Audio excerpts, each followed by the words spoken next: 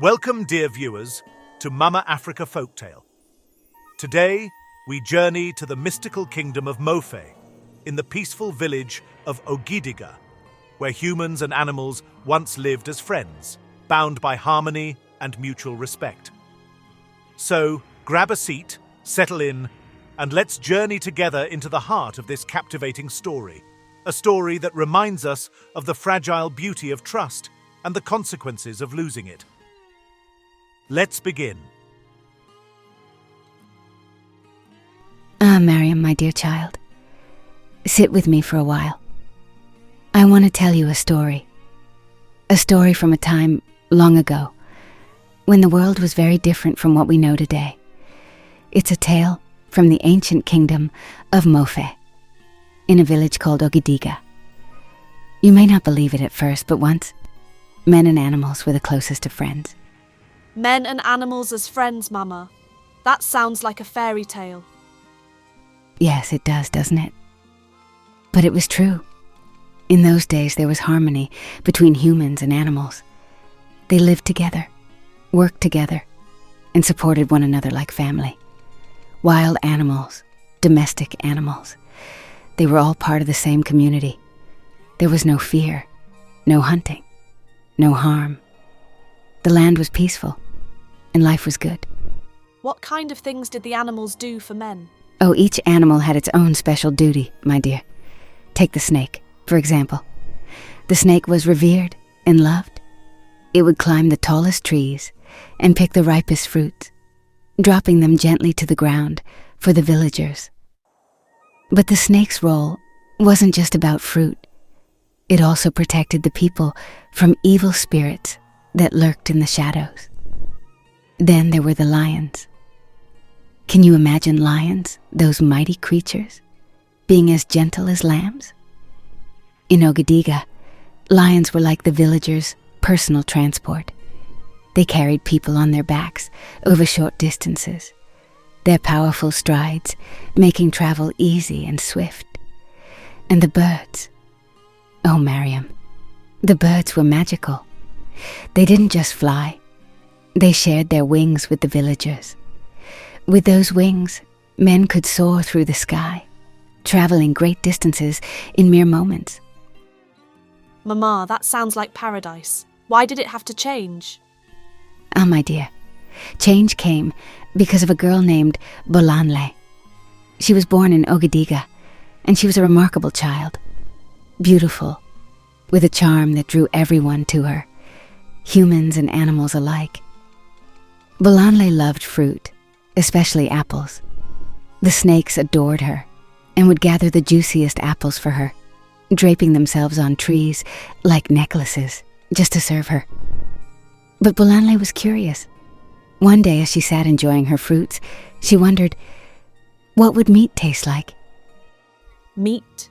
But didn't people only eat fruits and crops back then? That's right.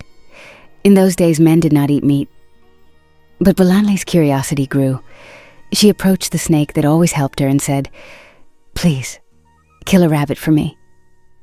I want to taste its meat." The snake recoiled in shock and refused. "Men do not eat meat," it told her. "We live in harmony. We do not harm one another." But Bolanle's curiosity wouldn't let her rest. One day when no one was looking, she killed a bird. She cooked it and tasted it. Mariam, she found it delicious. Oh no, Mama. What did she do next? Bolanle shared the bird's meat with her parents, Ade and Funka. At first they were hesitant, but when they tasted it, they couldn't resist. They marveled at how good it was, and soon they too desired more. The news spread quickly. The villagers, who had always relied on the animals for friendship and help, began to see them as food. They started hunting them, at first secretly, then openly. That must have broken the animals' hearts. It did, my dear. The animals, who had been loyal and kind, felt betrayed. The snakes stopped gathering fruits and slithered away into the forests, never to return. Without the snakes, the villagers had no protection from evil spirits, and misfortune soon followed. The birds, once so generous with their wings, flew far away, refusing to help men ever again. And the lions, oh the lions, they turned from gentle companions to fierce predators. Where they once carried men on their backs, they now attacked them. Sadly. So the harmony was completely destroyed. Yes, Miriam. The peaceful bond between men and animals was shattered. The villagers of Ogediga began to suffer greatly. Without the animals, they were left to fend for themselves against the harshness of the world. The evil spirits, once kept at bay by the snakes, roamed freely, bringing fear and despair. Travel became difficult without the birds' wings, and the villagers were trapped in their own misery. What about Bolanli? Did she regret what she had done?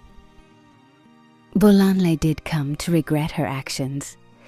She saw the suffering her choices had brought upon her people. She realized that her curiosity and her disregard for the trust between men and animals had cost them their way of life. Bolanle spent the rest of her days teaching others about the importance of respect and balance. Did the animals ever return? No, my child. The animals had been too deeply hurt. They stayed in the forests and the skies, keeping their distance. The villagers of Ogediga had to learn to survive on their own. But they never forgot the harmony they once shared with the animals. The story of Bolanle became a cautionary tale, passed down from generation to generation, so that no one would ever make the same mistake again. Mama, do you think there's a lesson for us in this story? Oh, absolutely, my dear. This story reminds us to value the relationships we have, whether they're with people, animals, or the world around us. It teaches us to be grateful, to respect the balance of life, and to cherish what we have before it's lost. Thank you, Mama. I'll remember this story and its lesson. Good, Miriam. Stories like these carry wisdom that can guide us through life. Let us honor this lesson and share it with others. The tale of Ogediga and its lost harmony must never be forgotten. Thank you for joining me today on Mama Africa Folktale. If you enjoyed this story, be sure to subscribe and hit the notification bell so you won't miss the next chapter in the wonderful world of African folktales. Remember, every tale we share carries a message, and each message is a gift from our ancestors to guide us in our journey through life. Until next time, may you find beauty in the heart and wisdom in the stories we share.